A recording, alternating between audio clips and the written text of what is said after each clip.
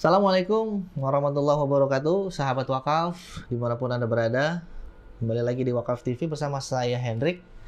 Kali ini kita akan membahas negara atau sebuah negara yang mereka memiliki tingkat kemualafan yang cukup lumayan tinggi ya.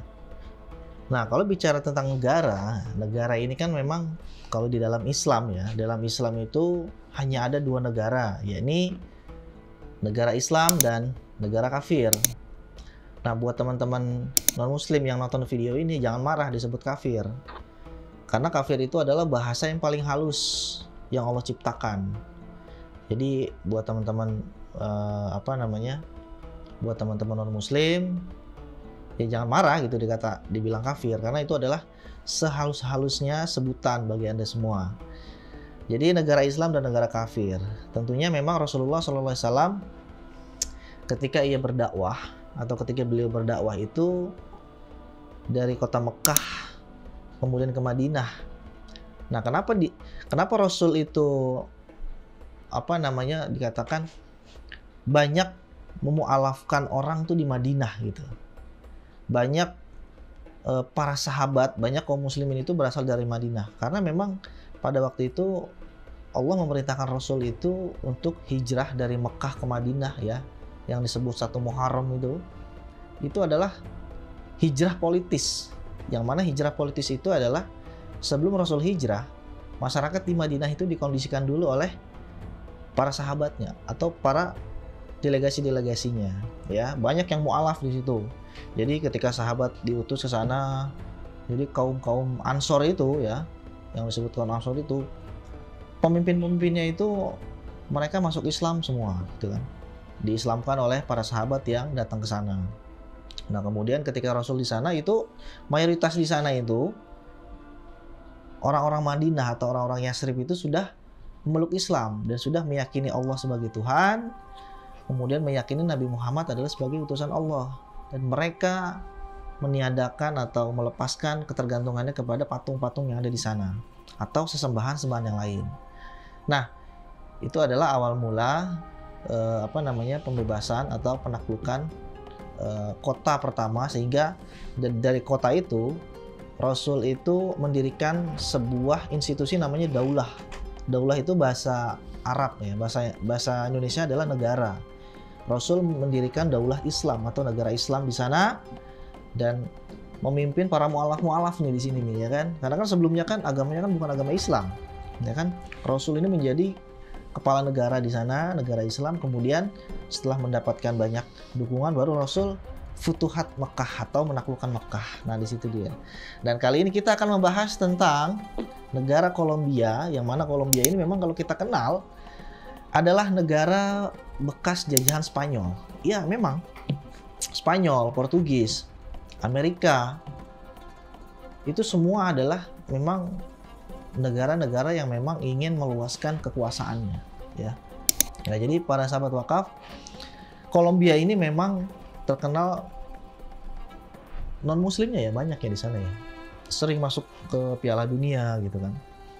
Tapi siapa yang tahu bahwa setiap hari itu pasti ada saja yang masuk Islam ya. Setiap hari itu minimal atau rata-rata mungkin ya 10 orang lah yang masuk Islam. Bagaimana ceritanya? Langsung saja. Jadi di Kolombia ini menjadi negara yang memiliki setiap hari memiliki orang Islam atau mualaf sebanyak 10 dari umat Kristiani. Keberadaan Islam di Kolombia memang tidak terlepas dari datangnya imigran Arab dan Suriah, Lebanon, Palestina yang memang sejak awal abad 19 hingga abad ke-20. Dikutip atau dilansir dari Arab News, gelombang besar imigran Timur Tengah berdatangan ke Kolombia pada tahun 1940. Mereka membuat rumah permanen di kota Maicao di Kolombia Utara. Sebagian besar mereka beragama Islam tentunya, karena memang kan dari Arab, dari Suriah, dari Palestina, itu memang kan itu adalah negeri-negeri yang memang dulunya adalah terkenal sebagai negeri yang mayoritas Muslim. Aktivitas mereka adalah berdagang di kota yang terutama berkembang pesat. Mereka juga aktif di tambang emas Venezuela yang berdekatan dengan Kolombia. tidak kurang dari 840.000 imigran asal Lebanon saat ini menetap di Kolombia. Bayangkan, hampir 1 juta imigran dari Lebanon itu menetap di Kolombia. Kalau misalkan memang seperti itu, ya alhamdulillah gitu kan. Artinya gini, Islam itu sama sekali tidak menaklukkan dengan peperangan, tapi dengan apa? Dengan pikiran, dengan logika. Beda dengan para penjajah yang mereka itu memaksakan dogmanya untuk masuk ke dalam pikiran mereka untuk menerima agama-agama yang memang datang itu dari doktrin, datang dari dogma. Ini sangat menyedihkan. Selain keturunan Timur Tengah, ada juga Muslim Indo-Pakistan dan penduduk asli Kolombia. Semuanya membaur dalam kehidupan sehari-hari. Mereka ini saling bersosialisasi, bersinergi, dan bergotong royong. Ada sebuah makalah nih yang diterbitkan oleh peneliti dari Universitas Internasional Florida, Diego Castellanos. Ia menerangkan kalau Muslim itu pertama yang tiba di Kolombia adalah imigran dari Arab yang melarikan diri dari represi politik pemerintah Utsmani pada akhir abad ke-19. Nah, jadi para sahabat wakaf, politik Utsmani itu adalah bukan salah satu ya. Pada tahun 1942, pokoknya di abad ke-19 itu runtuhnya memang negara Islam yang ada di dunia. Karena dihajar oleh hegemoni negara-negara barat ya, yang memang mereka sangat-sangat memiliki strategi licik yang luar biasa. Jadi ketika itu negara Islam itu terdiri dari beberapa negeri ya, dari Arab, kemudian sampai Turki, sampai ke Indonesia. Nah, itu masih bagian dari negara Islam. Jadi kalau di dalam datanya sejarah tuh ada 1/3 dunia Islam menguasai. Dan di situ kalau bisa kita lihat sejarah-sejarahnya, bagi orang Barat pada masa-masa itu adalah disebut atau dengan istilah Dark Age. Karena memang peradaban Barat itu sedang turun atau sedang anjlok, sedang hilang gitu ya.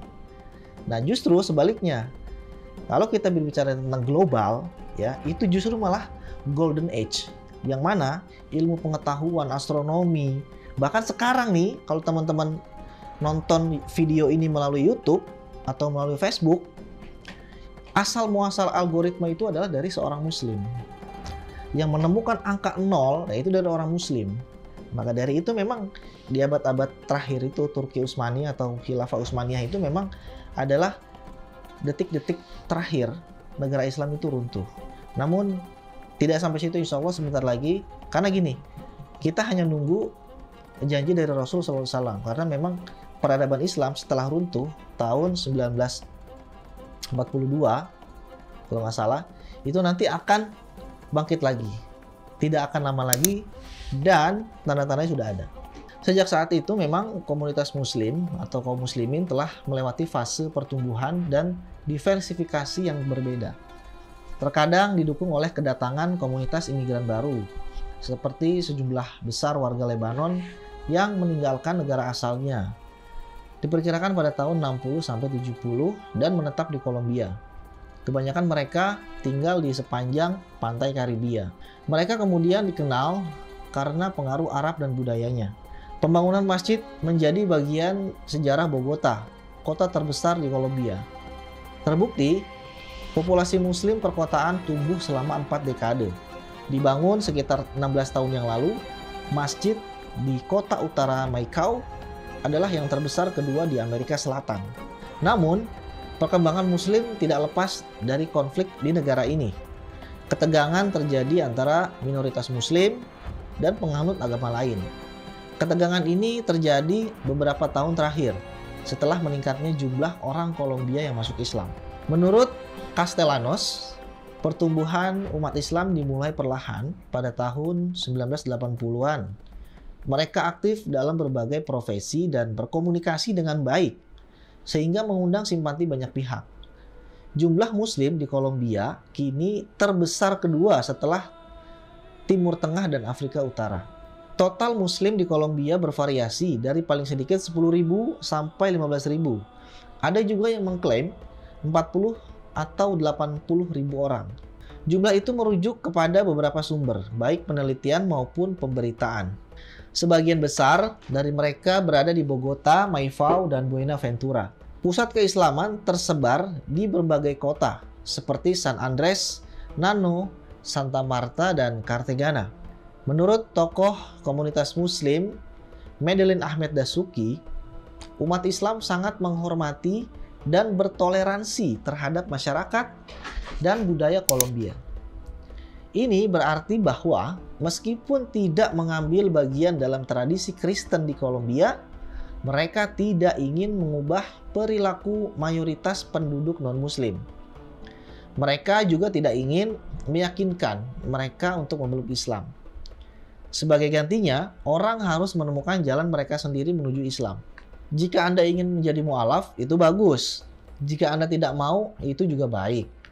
Masjid terbuka untuk siapa saja yang bisa datang kapan saja dan sesering yang mereka mau. Kita hanya bisa mengajarkan tradisi Muslim kepada orang-orang yang datang untuk belajar Islam. Ini bukti lagi bahwa memang kita sebagai umat Muslim itu tidak pernah sama sekali memaksakan Anda semuanya untuk bisa masuk Islam. Kalau kalian tertarik dengan Islam, alhamdulillah. Alhamdulillahnya bukan buat kami, tapi buat Anda. Yang mana Anda telah terselamatkan. Jadi kalau misalkan memang Anda semua tidak ingin masuk Islam, tidak apa-apa. Dan tidak terjadi kecelakaan untuk kami. Karena kecelakaan untuk Anda yang tidak ingin diselamatkan oleh Islam. Karena memang di dunia ini memang tidak ada agama yang memiliki kekuatan atau memiliki pertahanan yang sangat-sangat kuat selain Islam. Kalau misalkan Islam itu bukan ciptaan Allah, mungkin sudah hancur. Selama 14 abad, Islam itu memimpin di sepertiga dunia. Ya, sampai sekarang Islam dicoba untuk dihapuskan, tetap Islam itu masih ada sampai sekarang.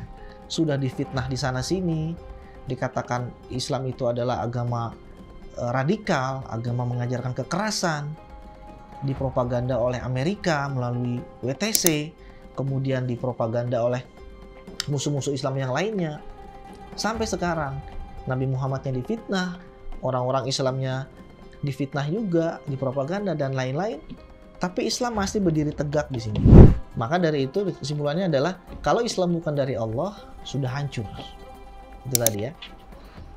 Islam didasarkan pada konsep dialog dan koeksistensi, yang berarti misalnya bahwa meski konsumsi alkohol dilarang keras, umat Islam seharusnya tidak berusaha untuk mencegah orang lain meminumnya. Ia menjelaskan, Islam sangat menghormati kerabat monoteisnya, Kristen dan Yahudi.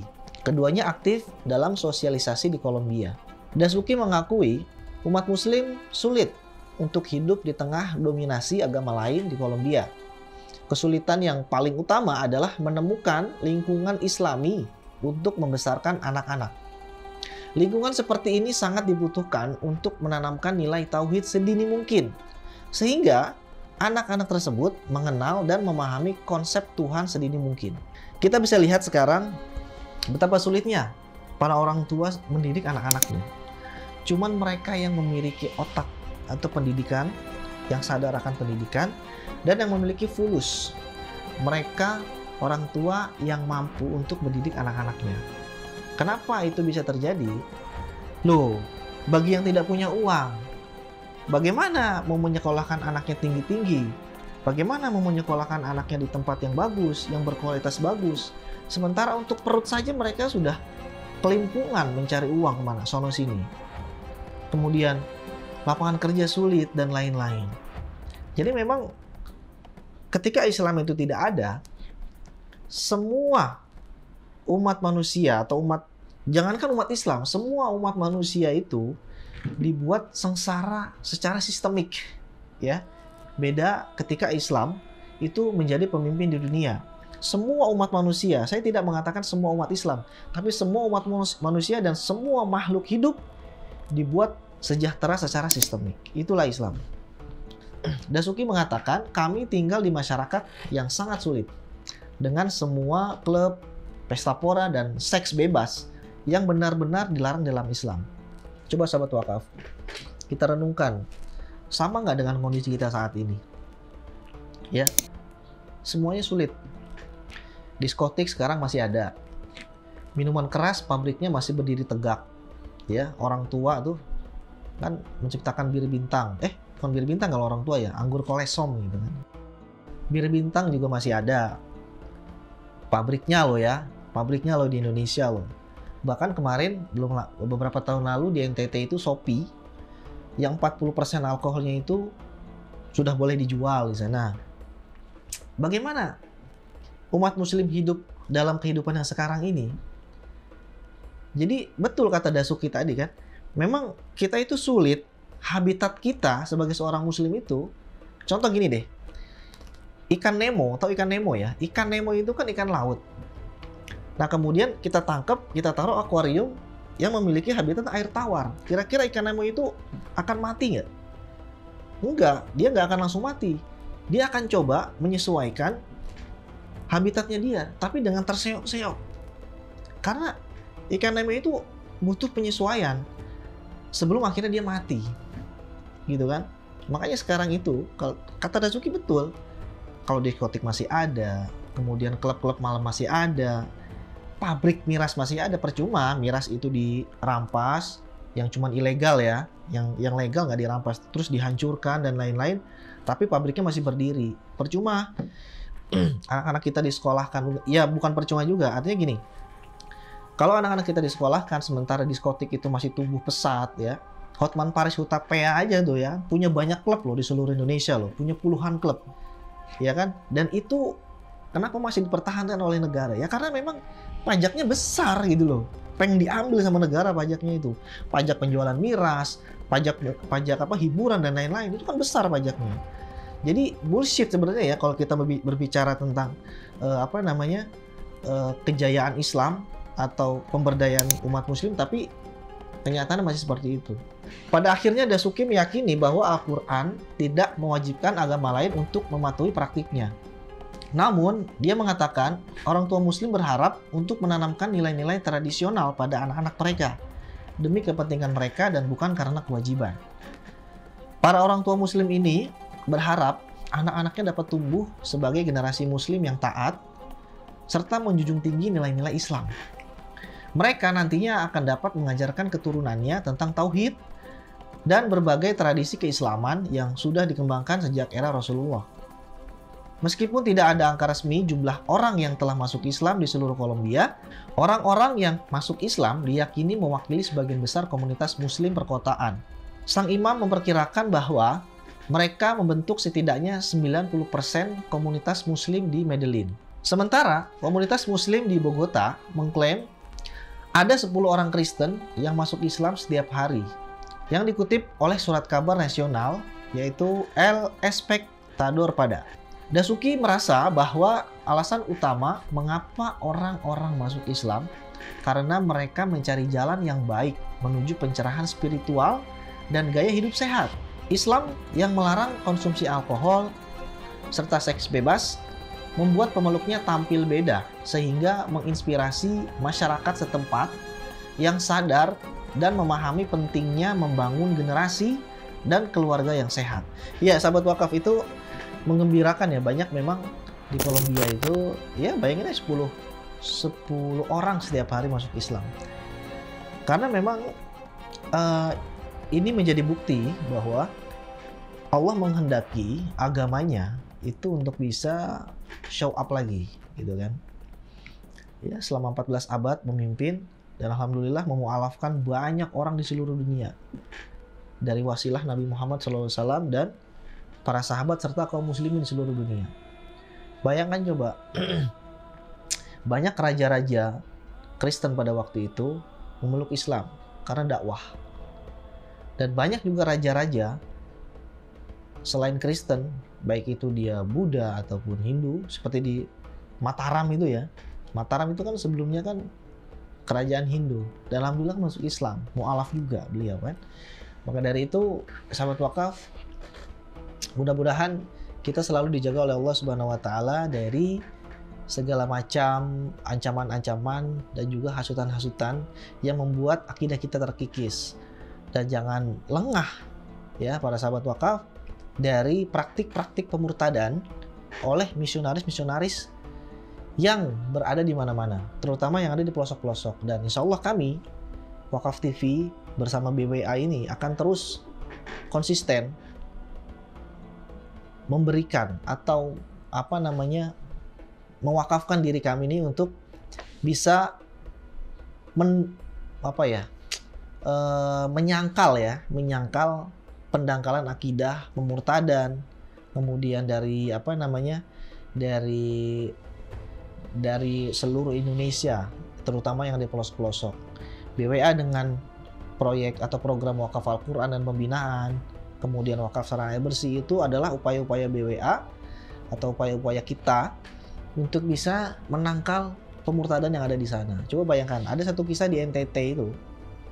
Alhamdulillah di NTT itu yang memang minoritas Muslim, ketika ada proyek sarana air bersih di sana, ya sampai-sampai di sana itu disebut bahwa ini adalah air Islam, yang mana mereka ini yang tadinya ketar-ketir dengan akidah mereka di sana, ketika kita bantu di NTT di Desa Mauleum namanya. Nah, di sana itu sekarang sudah berdiri air bersih yang tadinya dia harus jalan 2 km, kemudian didekatkan ke rumah-rumah mereka yang hanya di depan rumah, gitu kan. Yang tadinya kering gersang, sekarang di depan rumah mereka sudah ada tumbuh-tumbuhan, sudah ada pohon cabai, sudah ada macam-macam pohon lah, sayur-sayuran dan lain-lain. Nah, jadi di sana alhamdulillah sejak adanya air Islam ini di NTT, akidah mereka jadi semakin kuat. Nah, jadi para misionaris di sana itu agak sedikit agak sedikit ketar-ketir lah dengan proyek Islam yang ada di sana. Sebenarnya yang menamakan air Islam itu, ya itu bukan dari kita ya, bukan dari masyarakat Islam di sana, tapi ya mereka sendiri menamakan gitu kan. Jadi air Islam karena ini datangnya dari orang Islam. Nah, seperti itu. Sebesar itulah manfaat dari kita berdakwah ke pelosok-pelosok. Dan jangan lupa, jika memang Anda belum subscribe channel ini, silahkan subscribe. Dan silahkan yang namanya share, like, dan komen, agar teman-teman kalian, saudara-saudara kalian bisa mendapatkan konten yang bagus dan bermanfaat ini. Assalamualaikum warahmatullahi wabarakatuh. Jadi salah satu hambatan di jalannya, ya ini nih. Nah, ini salah satu.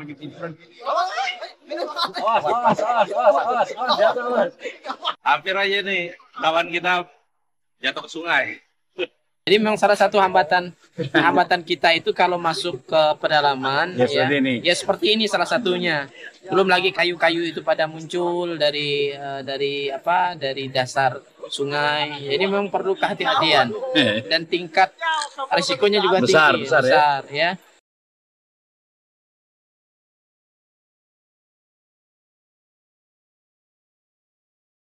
Ya begini kondisi ketika kita masuk ke pedalaman Sinten, Kalimantan Barat, kita memang harus bisa membaca kondisi sungai, kondisi alam. Kalau pada saat air naik, kita aman. Pada saat air surut, maka kondisinya kita harus berhati-hati.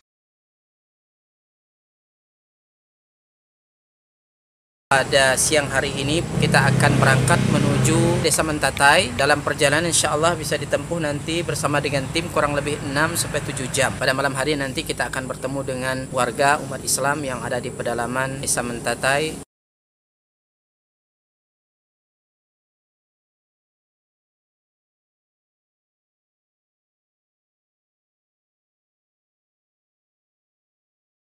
Alhamdulillah sudah kurang lebih 600 mu'alaf yang masuk Islam dengan asbab dakwah ini. Dan tentunya ini tidak hanya sebatas mereka memeluk Islam, tetapi masih banyak PR-PR yang harus kita selesaikan. Dalam hal ini kami membina mereka membutuhkan Al-Quran untuk kita sampaikan kepada mereka yang menjadi sarana mereka dekat dengan Allah Subhanahu wa Ta'ala.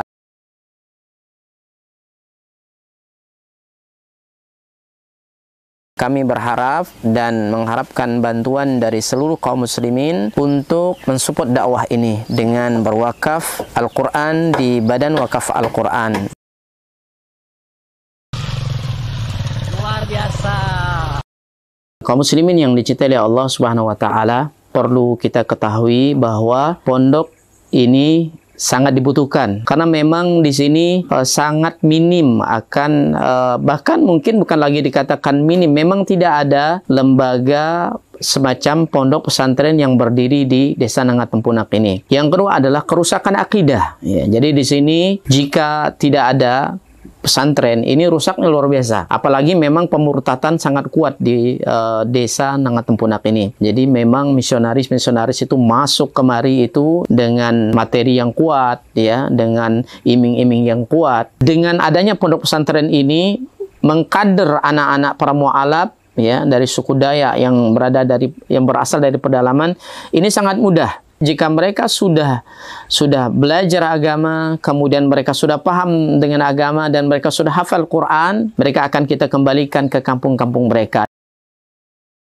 Kita sekarang sambil melihat lahan atau tanah yang akan kita bebaskan untuk pembangunan atau perluasan pondok tahfiz Quran Cahaya Tempunak. Lokasi ini adalah lokasi yang bebas daripada banjir dan luasnya kurang lebih 4 hektar, dan insya Allah di sini nanti akan kita bangun sarana ibadah, kemudian sarana untuk tinggal mukimnya para santri, kemudian aula belajar dan pertemuan para santri. Dengan demikian ini akan membantu dakwah dan memaksimalkan dakwah di pelosok pedalaman Sintang, Kalimantan Barat. Kami mengajak kepada seluruh kaum muslimin untuk mensupport, membantu dakwah ini dengan menyiapkan donasi dan wakaf terbaik melalui Badan Wakaf Al-Quran, dan semoga apa yang kita korbankan di jalan Allah SWT, harta kita, lelahnya kita, semua akan Allah berikan ganti dengan ganti yang lebih baik, kemudian diberikan balasan dengan balasan yang terbaik. Dan kami mendoakan semoga antum semua dijaga oleh Allah SWT dari seluruh musibah baik dunia maupun akhirat. Barakallahu fikum. Assalamualaikum warahmatullahi wabarakatuh.